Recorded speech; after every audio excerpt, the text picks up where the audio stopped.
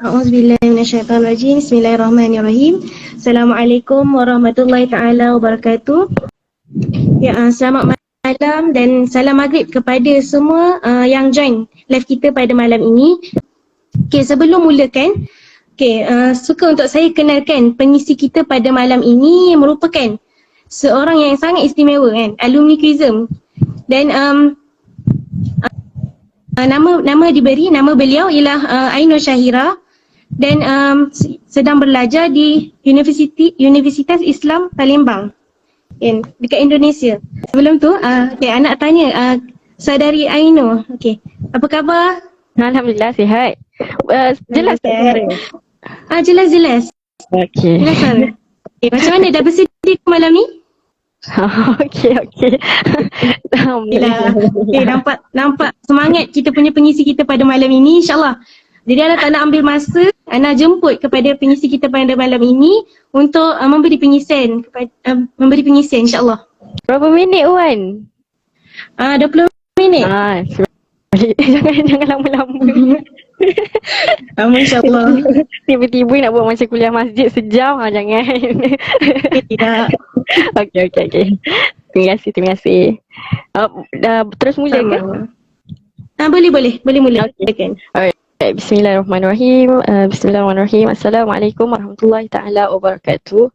Alhamdulillahirabbil alamin wassalatu wassalamu ala asyrafil anbiya'i wal mursalin wa ala alihi wa sahbihi ajma'in amma ba'd. Qala ta'ala fil kitabil aziz ba'da a'udzu billahi minasyaitonir rajim afattattakhidunahu wa dhurriyyatahu awliya'a min duni wa hum lakum adu. Shadaqallahul azim. Okay, so hari ni terima kasih diucapkan kepada moderator, saudari moderator yang dah lama tak cakap formal jadi tak tahu ayat-ayat sambungan itu. Terima kasih kepada saudari moderator. Kita santai-santai je kan? Santai je kan? Okay, jadi kita santai je lah. Okay, Quizem ataupun MPMK lah kan khususnya. MPMK kan ni kan? Ya, betul. Under MPMK kan. Okay, so MPMK memberi peluang ataupun memberi amanah sebenarnya kan untuk para alumni ni untuk menabur bakti lah di Quizem. Sebab ingat lagi kan masa pesan tahun akhir ataupun masa graduasi tu kan, apa yang kita panggil?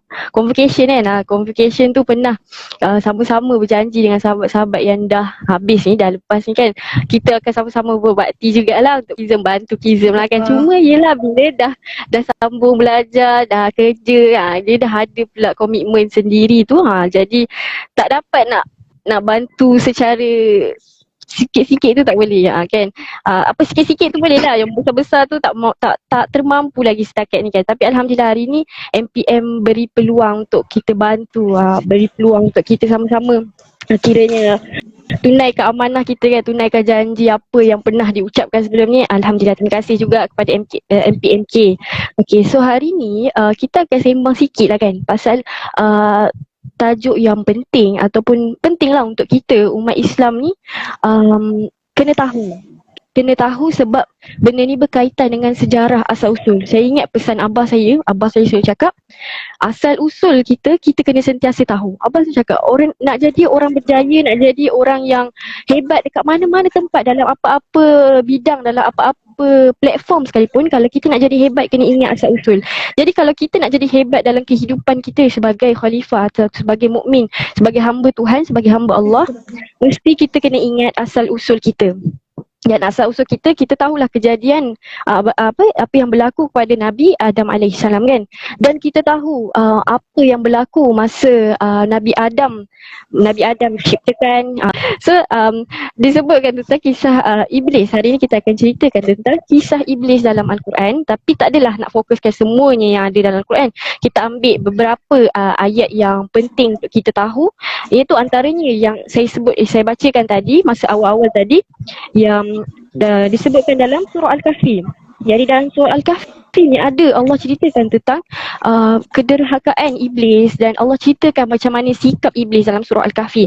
Tapi hari ni saya tak fokus pada surah Al-Kahfi lah. Cuma tadi kita sebutkan apa ayat yang saya sebut tadi, afatattakhizunahu wa dhurriyyatahu awliya'a min duni wa hum lakum adu.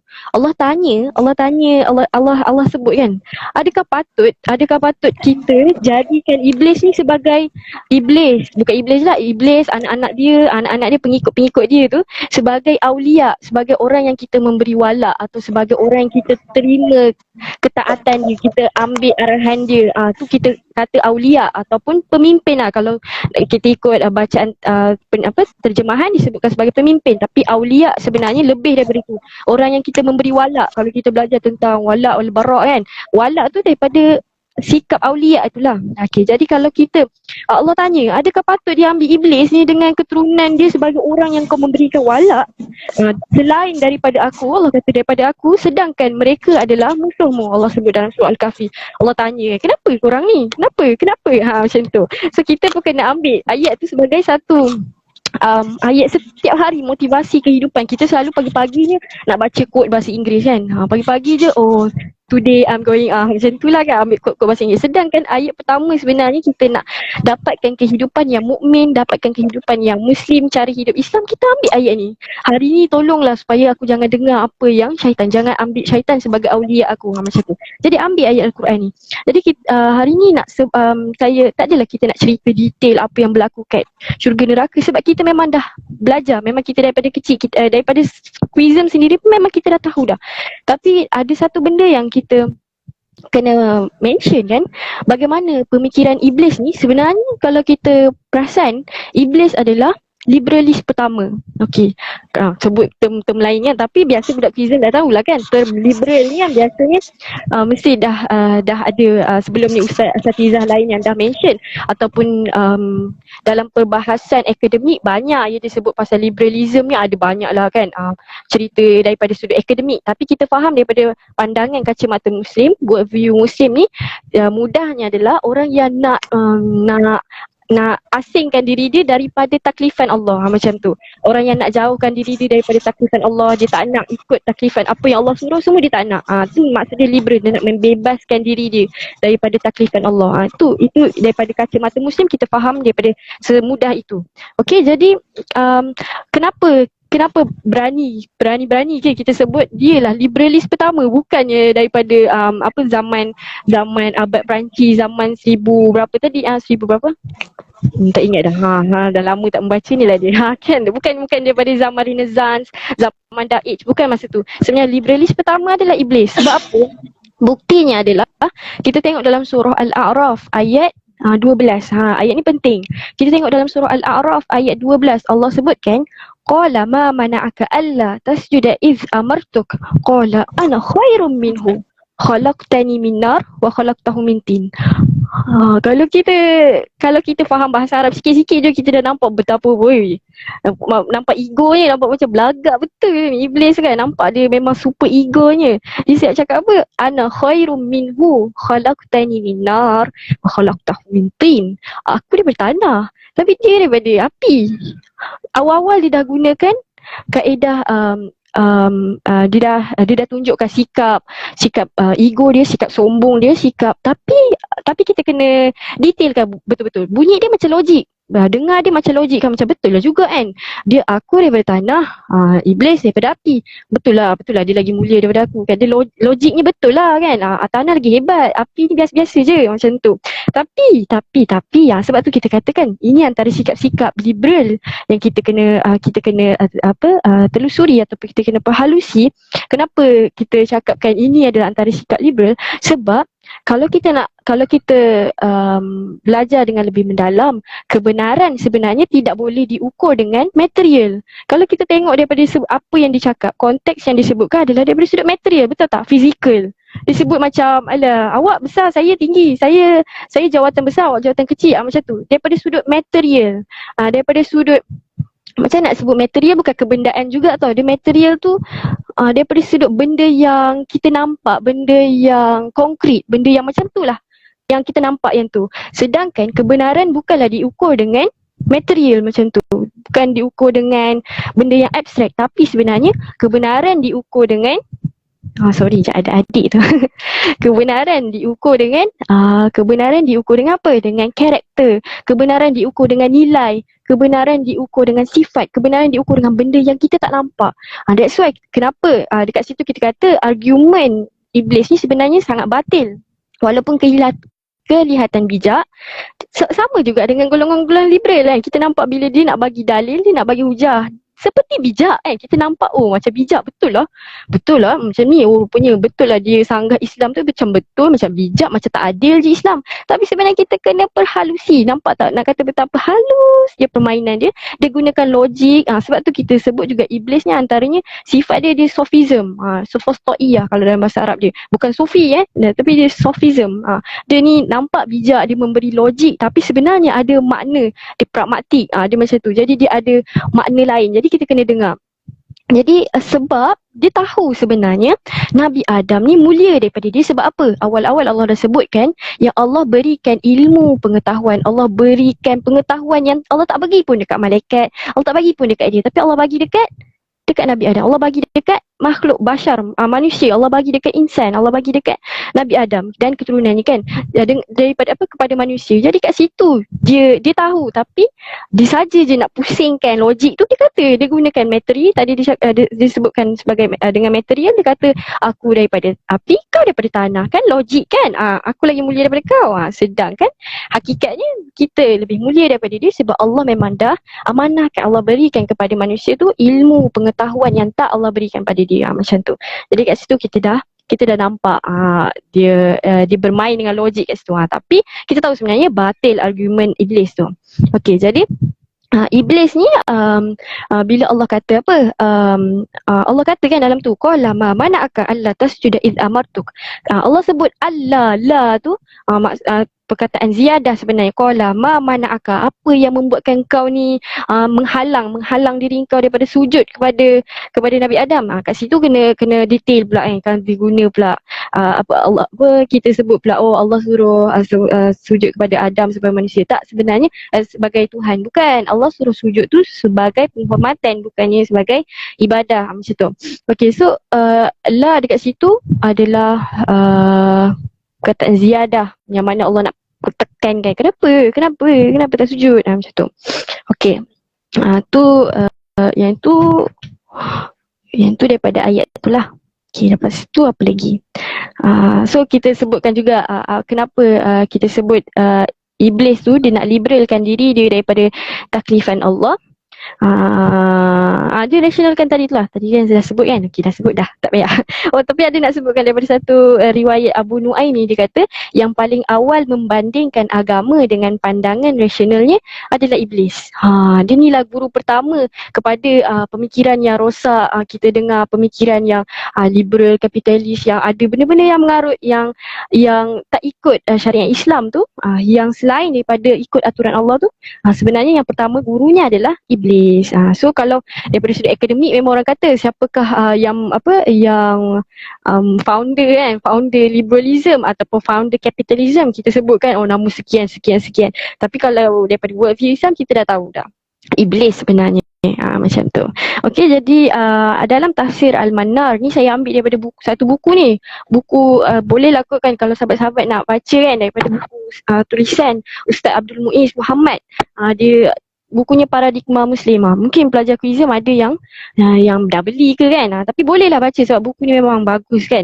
So dalam ni ada disebutkan tentang kisah iblis ni, liberalis pertama. Jadi Ustaz Muiz ni menyebutkan tentang iblis ni, liberalis pertama. Dan betul apa yang kita faham daripada Allah sebutkan dalam Al-Quran, semua yang betul lah. Betul lah, beranilah kan kita sebutkan macam tu. Okey, dan dalam tafsir Al-Manar, Syekh Rashid Ridha ni dia rumuskan karakter iblis. Antaranya yang pertama, enggan menerima perintah Allah yang tidak selari dengan seleranya. So yang pertama dia dah cakap dah. Iblis ni tak nak terima perintah Allah yang selari dengan selera dia. Maksudnya dia ambil apa arahan Allah tu yang kena dengan dia je lah. Yang mana dia suka dia ambil, yang tak suka dia tak ambil. Kan sama tu. Apa yang berlaku dekat Malaysia hari ni pun kita tengok macam mana golongan liberalis, yang mungkin ada liberal yang tak secara sedar dia mengamalkan sikap-sikap liberal, yang mana bila dia ambil Al-Quran ni dia ambil apa Allah arahan Allah dalam Al-Quran ni, apa yang suka dengan dia je dia ambil, tapi yang dia tak suka dia tak ambil. Oh, yang ni kenalah dengan aku. Macam sesuai je kan. Tiba-tiba Allah templak dia dengan ayat ni. Tak nak, tak nak, tak nak. Yang ni tak nak. Okay, kita abaikan. Ambil yang lain pula.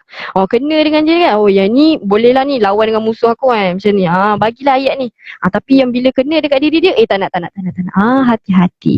Lepas tu ada lagi yang bila Allah kata contohnya liberal-liberal hari ni dia akan sentuh ayat-ayat yang dah sabat, ayat-ayat yang tak ingat perkataannya, tapi ayat-ayat yang Allah kata dah wajib lah sebegitu. Misalnya dalam tutup aurat kan, Allah sebutkan memang perempuan kena tutup aurat, pakai tudung, pakai jilbab, labuhkan tudung. Tapi dekat ayat-ayat macam tu lah dia tak nak. Kenapa nak kena pakai tudung? Cukuplah hati baik kan.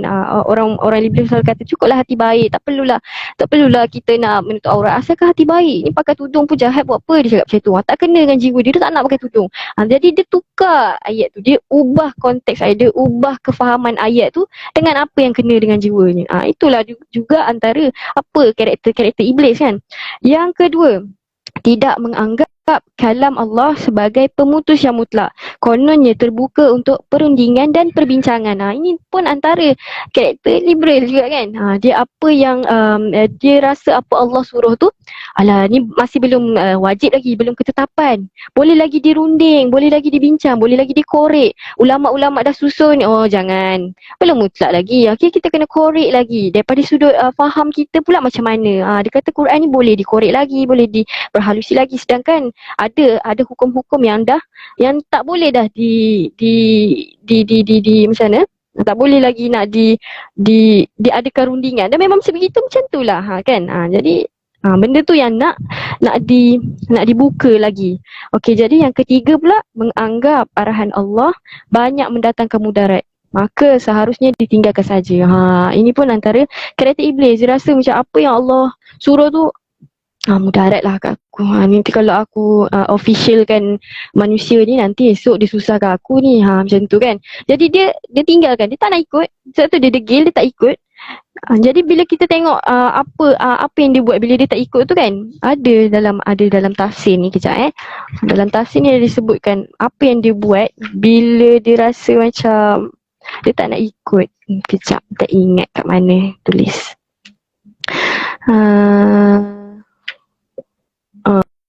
Mana dah hilang. Dah hilang. Mana? Okey ni. Dia geram lah kan bila Allah dah nak buang dia daripada neraka kan. Allah buang dia daripada syurga, maaf. Jadi dia dah janji dah dengan Allah. Dia kata apa?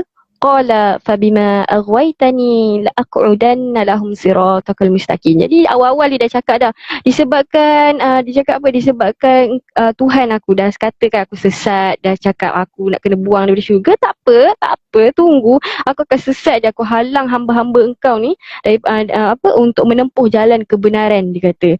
Jadi awal-awal lagi dia dah cakap dekat Allah kan, dia memang nak sesatkan kita. Sebab itulah dia guru pertama. Okey, jadi bila kita tengok balik karakter dan kerangka pemikiran iblis ni, kita sedarlah banyak kan mirip dengan pemikiran liberal. Ataupun sebenarnya hari ni kita jangan cakap dia je liberal, orang yang macam ni je liberal. Tak sedar sebenarnya takut-takut dalam kalangan kita sendiri pun ada yang bawa sikap-sikap macam ni.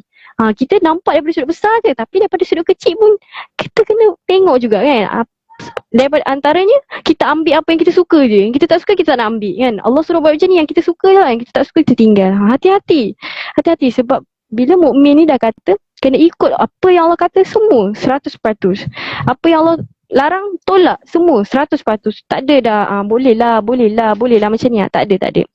Okey, jadi dan cara iblis ni tunjukkan kejahilan, kejahatan dia, kebatilan dia dalam keadaan yang sangat intelek kan, sangat pandai, nampak intelijen, nampak cerdik kan, nampak logik kan. Tapi kena hati-hati, hakikatnya merosakkan, hakikatnya batil, hakikatnya jahat kan. Jadi hati-hatilah kalau pemikiran kalau iblis ni bahaya, apalagi kalau pengikut-pengikut dia. Hati-hati. Jadi kitalah orang-orang yang mengaji agama atau mengaji yang lagi-lagi quizem kan, yang duduk duduk dalam quizum ya, memang duduk dalam dakwah, ada dalam walaupun muamalat kewangan Islam tu kata saya bahagian nombor je, tak. Dah keluar quizum tak ada amanah dia sendiri kan. Amanah dia sebagai pendakwah kan. Sebab pendakwah tu bukannya hanya terletak pada orang yang belajar agama tak. Tapi dalam semua orang. Sebab tu nama dia semua, sebab tu nama dia khalifah. Khalifah tu semua orang khalifah kan. Jadi kita lagi pula kan, kalau orang biasa rasa macam saya khalifah kena juga. Apa lagi kita yang memang belajar memperhalusi benda ni, kita lah yang kena beri manfaat kepada umat. Benda selalu saya ingat pesan pensyarah quizum Ustaz Farhan kan, Ustaz Farhan Muhammad Zain. Sekarang apa rektor Ustaz Farhan ke apa? Rektor. Rektor Oh rektor penolong rektor ke rektor? Timbalan rektor. Oh timbalan rektor. Pemangku rektor. Oh, saya tak kenal. Okay. Pemangku rektor. Okay. So Ustaz Farhan pernah pesan kan, ya Allah, kalau periksa kan time exam, mesti dia kata, korang kena doa macam ni selalu. Ya Allah, kalau ilmu yang aku belajar ni tak bermanfaat untuk umat, kau gagalkan aku. Tapi kalau ilmu dia bermanfaat untuk umat, maka kau berjayakanlah aku. Dia selalu doa macam tu. Dia bukan nak suruh kita gagal, tapi dia nak suruh kita ni setiap kali periksa tu supaya beri kesedaran. Ilmu yang kau ada ni amanah untuk kau sampaikan. Jadi pelajar quizum tak boleh segan, tak boleh malu. Contohnya nak menulis pun malu, nak berdakwah pun malu, nak tegur kawan pun malu, nak ajak kawan usrah pun malu, lagilah kan, benda simple nak menulis pun malu kan. Jadi benda-benda macam tu kena elak daripada da'i kan. Orang kita semua kan da'i kan. Lagi pelajar quizum ni, lagi kalau yang belajar dakwah dan komunikasi. Komunikasi. Korang pun belajar komunikasi dalam sem berapa? Sem 4 komunikasi dakwah.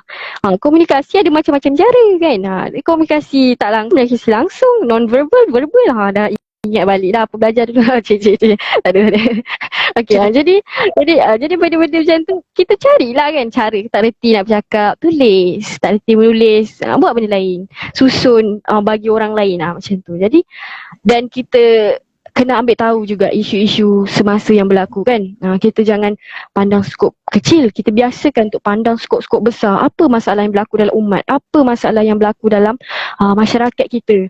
Kat quizum dekat kawasan Taman Melewa tu kan. Kawasan Batu ke Taman Melewa? Taman Melewa kan. Taman Melewa tu apa yang berlaku? Apa isu-isu yang ada? Isu apa jiran bunuh diri ke apa? Itu pun tugas kita kan. Dia orang kenapa ada sampai niat nak bunuh diri? Maksudnya kita ni tak sampaikan dakwah kat dia. Tak ingatkan dia Tuhan tu masih ada macam tu. Jadi benda-benda macam tu adalah amanah kita kan. Ingat balik tu amanah para penuntut ilmu. Jadi itu sajalah yang mampu tu saya sampaikan. Sikit pun boleh lah kan. Tapi tak ada kan.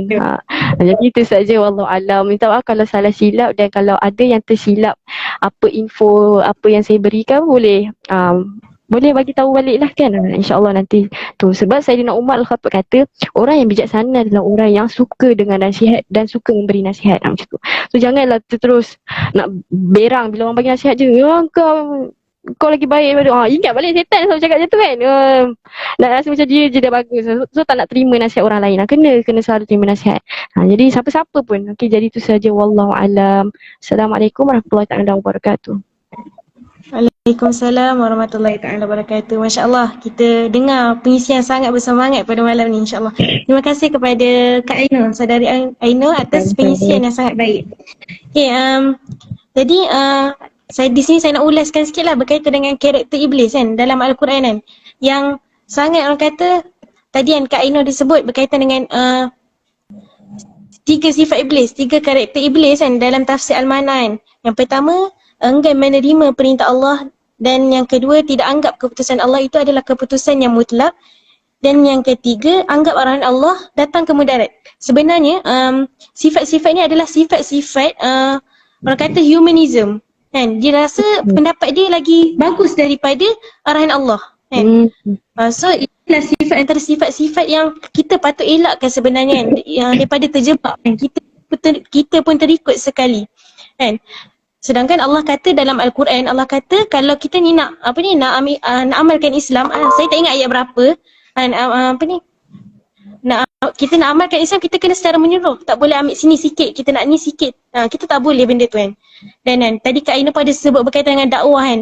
Dakwah dan komunikasi kan yang ada dekat Quizem kan. Kos yang dekat dekat Quizem kan. Saya bukan dakwah, kos dakwah kan.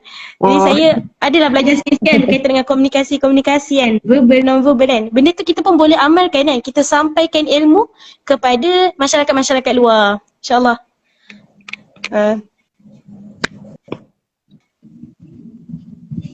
Okay, jadi program kita, live kita pada malam insyaAllah sekadar itu. Okay, jadi Alhamdulillah kan. Dan insyaAllah kita punya program bicara tadabbur Al-Quran ini akan berlangsung akan datang pada 5 November. Itu pada hari Jumaat ni bersama dengan saudara Firdaus, alumni Quizem juga.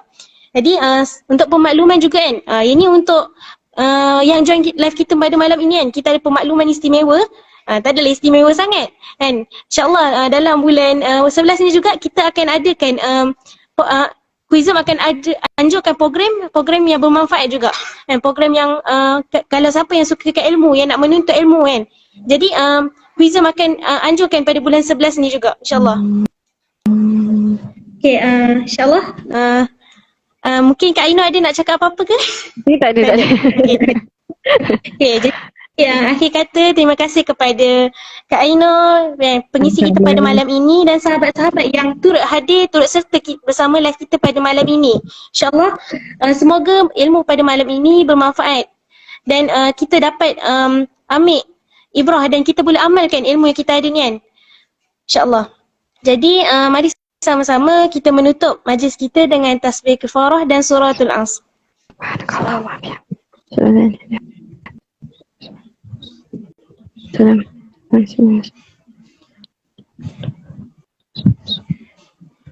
Amin insyaAllah. Assalamualaikum warahmatullahi taala wabarakatuh. Waalaikumsalam warahmatullahi taala wabarakatuh.